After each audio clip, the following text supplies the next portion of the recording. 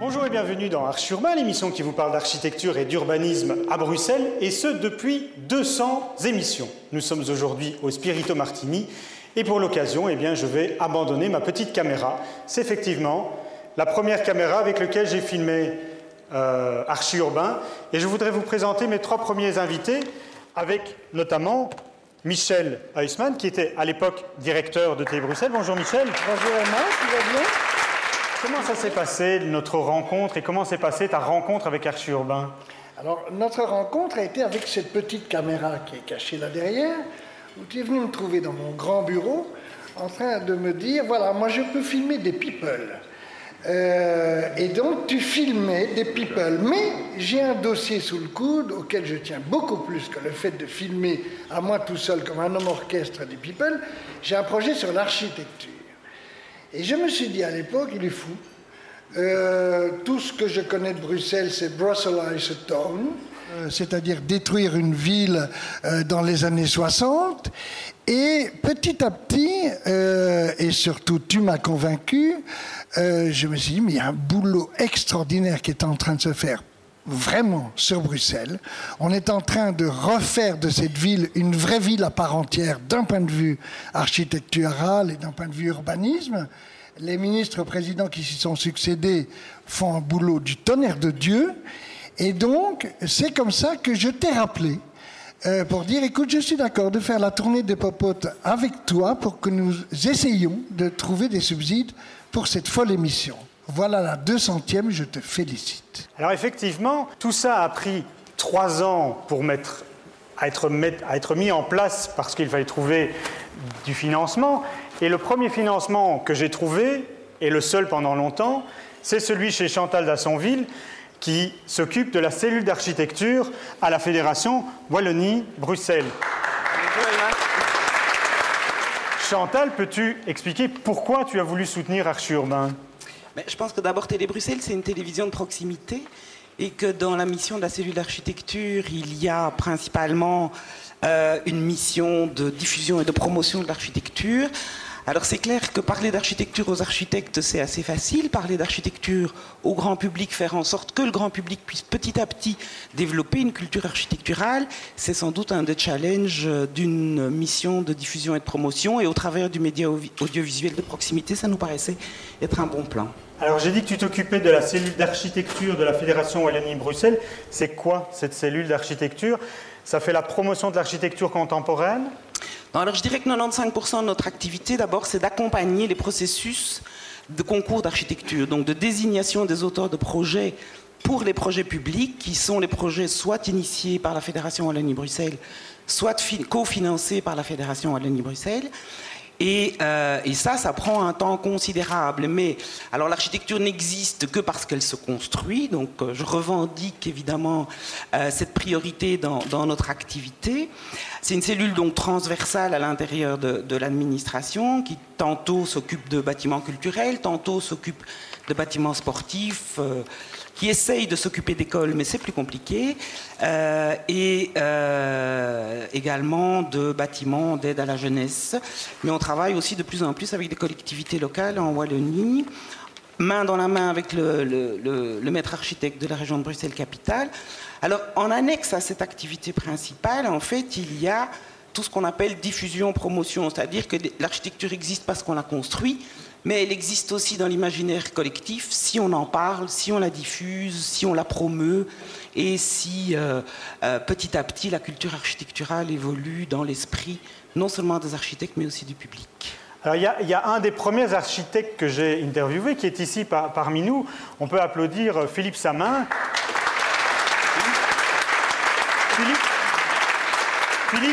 Philippe, on s'est même vu avant qu'Archi Urbain existe parce que tu es quelque part un peu à l'origine d'Archi Urbain. Diantre. Qu'est-ce qui se passe? Un jour, je passe devant le Centre international Rogier et je vois quelqu'un habiter là-bas. C'était absolument pas Roger Faniel que tout le monde me cite. C'était un type que l'État finlandais avait mis pour garder la tour. Et je me dis, tiens, quelle bonne idée de faire un reportage là-dessus. Et puis, l'histoire ne se fait pas, mais de fil en aiguille, je rencontre Philippe qui m'explique plein de choses sur l'architecture bruxelloise. Et je me dis, tiens, c'est incroyable. J'ai l'impression que les Bruxellois ne connaissent pas leur architecture et leur ville. Alors, on s'est vu effectivement pour le Centre international Rogier, on s'est vu pour la tour Dexia que tu as imaginé en collaboration avec le bureau Jaspers. Et puis on s'est vu également pour le métro Erasme, si je ne me trompe. Et depuis lors, je ne te vois plus. Alors qu'est-ce que tu deviens, Philippe? Je dessine. Tout simplement, comme la plupart d'entre nous. Je coule des jours heureux au bureau en train de dessiner et concevoir des projets, aller sur mes chantiers. Et je pense souvent à toi. Je garde un souvenir tendre et amical de notre bavardage assis sur les bords de la station de métro à Erasme.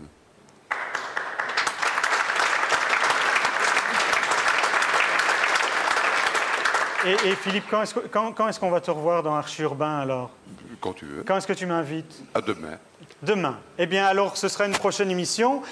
Je vais vous quitter parce qu'on va aller au premier plateau qui concerne les grands chantiers bruxellois. Et pour ce faire, j'ai invité Charles Piquet, qui est donc le ministre-président de la région Bruxelles-Capitale, Émir Kir, secrétaire d'État à l'urbanisme, ainsi que Benoît Moritz de MSA, ainsi que Marie-Laure Rogemans de la Fondation Roi-Baudouin et Christian de Porzampar de l'atelier Christian de Porzampar.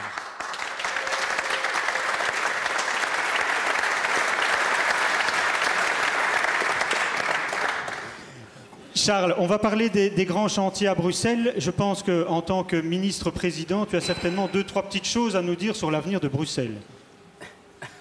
Tout de suite, comme ça. Oui, oui, on ne va pas... Je pense qu'on est dans un moment vraiment fondamental pour l'avenir de Bruxelles. D'abord, il y a la réforme de l'État, mais on ne va pas parler de ça. On est aussi face à un défi démographique que vous connaissez, qui est évidemment lié à la densification au nom de la ville, on y reviendra sans doute.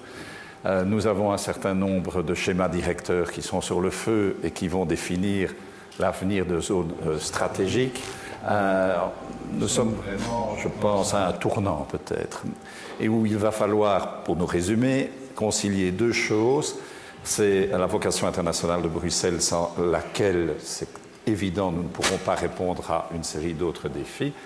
Et évidemment, le problème démographique avec son volet social, avec son volet urbanistique, avec le volet consacré aux équipements collectifs nécessaires pour la population, les écoles, les crèches, bien sûr le logement, etc. Voilà. Donc, tout va se dessiner à travers notamment le nouveau plan régional de développement durable qui sera présenté, je pense, dans les prochains mois. Émir, quant à nous, on s'était vu en début de législature et tu m'avais dit avoir la volonté de voir de grands projets architecturaux sur le sol bruxellois. Où est-ce qu'on en est aujourd'hui en tant que secrétaire d'État à l'urbanisme? Est-ce que tout ça répond à tes attentes? Est-ce que l'avenir de Bruxelles est entre de bonnes mains? Mais je dirais que Bruxelles a connu cette période de bruxellisation et on a d'emblée dit en début de législature qu'il fallait inscrire cette région dans la modernité et l'inscrire au XXIe siècle. Alors, ça demande évidemment beaucoup de travaux, ça demande que tous les acteurs s'unissent pour pouvoir évidemment créer l'architecture de demain. Et je pense qu'avec la rue de la Loi, et nous avons l'architecte qui en parlera mieux que moi tout à l'heure, avec la cité administrative, avec Touré Taxi, avec le plateau du Ezel, on aura de toutes belles opportunités pour à la fois répondre aux défis démographiques dont parlait le ministre-président. Je pense qu'un des défis importants, c'est aussi évidemment l'économique, l'emploi, la formation. Et ces projets seront non seulement au service d'une architecture de qualité, mais il devra aussi permettre aux Bruxellois de trouver de l'emploi, de trouver des espaces verts, de trouver des logements, des équipements. Et je pense qu'avec les décisions qu'on vient de prendre en 2-3 ans, je pense qu'on a pris de très belles options pour créer vraiment à la fois une belle architecture, mais aussi répondre aux besoins de nos habitants. Émir, tu viens de parler de deux projets qui sont la cité administrative et Touré Taxi. Et on a ici Benoît Moritz. Benoît, on s'était vu parce que, alors je ne suis pas architecte ni spécialiste, donc du coup ce ne sera peut-être pas les bons termes, mais tu as travaillé sur le plan d'aménagement de ces deux projets. Exact. Et donc, où en est-on aujourd'hui? Donc les choses avancent malgré le fait qu'aujourd'hui, on ne voit encore rien, mais je pense que c'est normal. Monsieur et madame, tout le monde qui nous regarde, qui a l'impression que le projet n'aboutit pas, en fait, si en coulisses ça avance bien. Si ça avance, il faut juste prendre conscience que les grands projets urbains prennent du temps et qu'on pose des gestes qui sont là pour des décennies et qu'il faut donc bien réfléchir les choix qu'on va poser, les actes qui vont être posés. Et donc, je pense que d'ici quelques années, 2-3 ans, on va avoir une série de premières interventions se réaliser sur le site de Tour et Taxi. Sur la cité administrative, là, je pense que les choses avancent aussi. Il y a un plan particulier d'aménagement qui a été élaboré par la ville et les projets de logement sont également en bonne voie. Alors, on va changer de grands projets. On va parler de la rue de la Loi. Marie-Laure, la rue de la Loi, tu as initié, je veux dire ça comme ça, un concours qui a donné quoi en fait? C'était quoi ce concours? Mais le concours, c'était la compétition, c'était il y a quelques années, c'était mettre en forme un programme qui était un programme décidé de commun accord entre la région, la Commission européenne et la ville de Bruxelles, et qui était conçu comme étant un programme qui devait être catalyseur d'un changement du quartier, devenir un quartier mixte, un quartier animé, un quartier convivial. Et alors, cette compétition donc, a été gagnée par Christian de Port-sans-Part. Effectivement, donc il y a un gagnant, et il est là. Christian, c'est quoi le projet alors? J'ai pris en compte ce fait qu'aujourd'hui, un grand projet public, ça ne peut plus être une puissance publique qui fait le banquier, qui achète un immense territoire, qui rase tout et qui fait un plan et qui va construire en 5 ans ou en 10 ans. Il n'y a plus d'abord cet argent public. Personne ne veut raser des hectares comme on a pu le faire. Et partout où on intervient, la vie est déjà là, les habitants sont plus ou moins là et on doit être attentif à transformer. Transformer, c'est plus difficile, c'est peut-être plus passionnant et plus beau. Donc il faut le temps. Et donc le projet que j'ai proposé, c'est un projet qui propose de garder les immeubles qui sont en bon état et ceux qui sont, pour des raisons de qualité historique, sont intéressants et beaux, de garder cette histoire, de donner la possibilité, c'est maintenant acquis, aux propriétaires d'avoir des droits aériens, de construire plus. Qu'est-ce que c'est que ça? C'est un peu une arme dangereuse, si on veut, et aussi qui peut être très belle, c'est-à-dire que c'est incitatif. Les propriétaires se disent « je peux réaliser une opération ». Alors non pas n'importe quelle opération, nous faisons un projet dans lequel, le long de la rue, on garde les hauteurs qui existent, les bâtiments qui sont vraiment vétustes ou qui ne sont pas intéressants, qui ne peuvent pas aujourd'hui être des bureaux ou des logements de qualité, sont encouragés à ne pas rester. Les propriétaires peuvent construire davantage.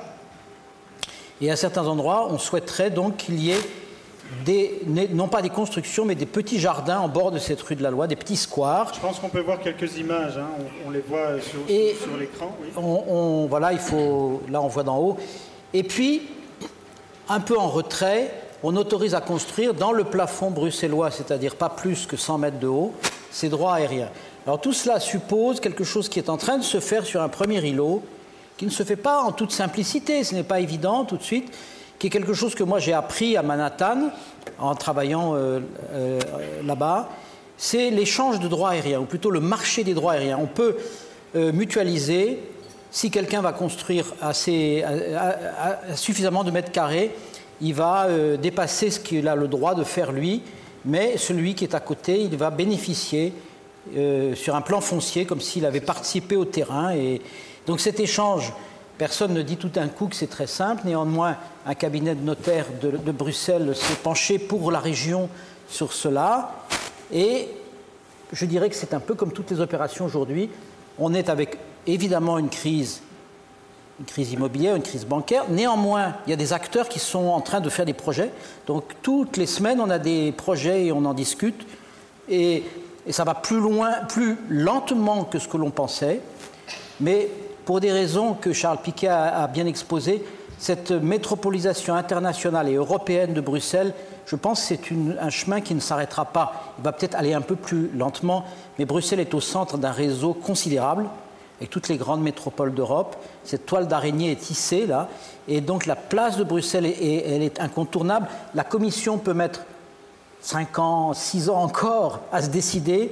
Néanmoins, ça se fera. Alors peut-être que de notre vivant, enfin de votre vivant, vous le verrez, et que moi je verrai les débuts. Je n'en sais rien, je n'espère pas, parce que vraiment ce serait triste. Je pense que on se disait il faut au moins une dizaine d'années. Disons aujourd'hui qu'il faut peut-être 20 ans. Mais vous savez, tous les quartiers, les grands quartiers des villes se sont faits comme ça en 20 ans, 25 ans, 30 ans, 40 ans quelquefois. Donc c'est pas non plus effrayant. Il y a un autre grand projet à Bruxelles qui va peut-être voir le jour. Charles, c'est NEO. C'est quoi NEO? Mais quand on a défini ce qu'était la vocation internationale de Bruxelles et les outils pour parvenir à conforter cette vocation internationale, on avait défini une dizaine de zones. Je ne vais pas revenir, d'ailleurs, il y avait le quartier européen qui est dans cette zone-là. Et il y avait l'ESL. Pourquoi? Parce que l'ESL est d'abord un terrain appartenant à une entité publique, la ville de Bruxelles. Deuxièmement, il est clair qu'il n'y a pas un usage optimalisé de cet espace. Et il y avait surtout une donnée essentielle, à savoir la nécessité de renforcer notre capacité d'accueil de congrès et réunions internationales.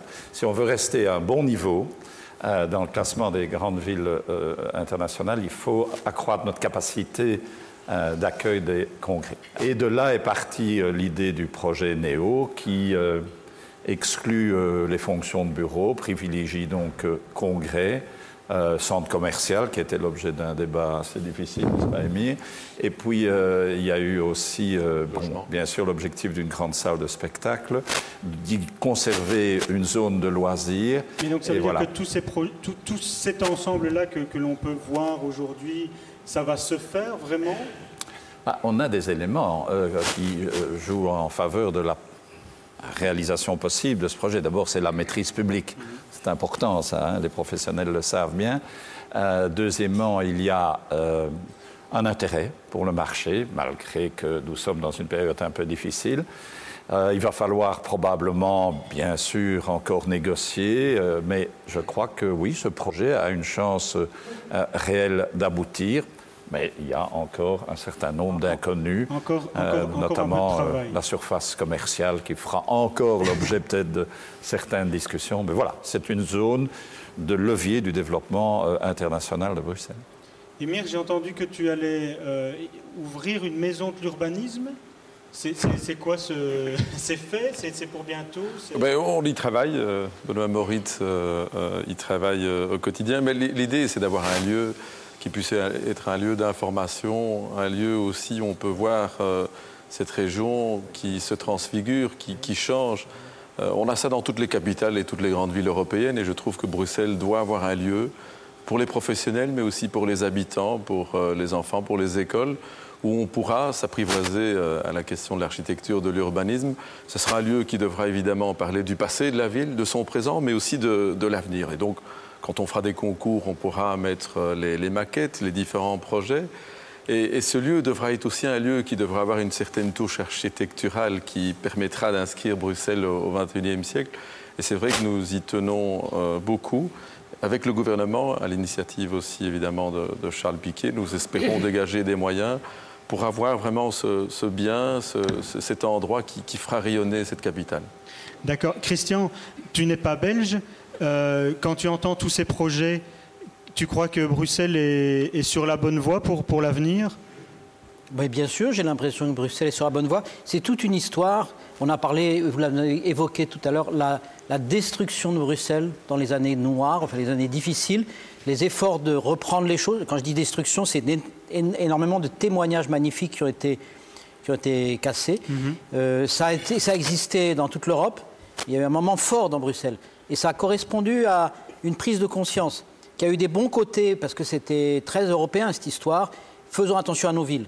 Il y a eu des mauvais côtés, selon moi, mais qui ne sont pas graves, qui sont des gens qui ont dit ne plus jamais faire des choses modernes ou créatives, recopions, faisons du pastiche. Ça, c'était le mauvais côté.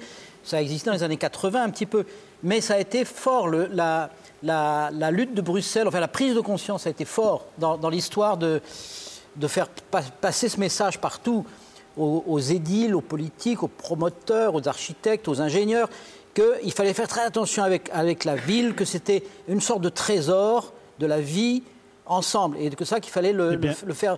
Donc j'ai l'impression que Bruxelles est sur le chemin. Bon, Christian, je pense effectivement que Bruxelles est sur le chemin parce que le prochain plateau, c'est sur la construction durable. Et tu vas voir que Bruxelles a passé une loi pour 2015. Mais avant d'accueillir nos prochains invités, on va regarder un petit film sur la construction durable. Merci à tous.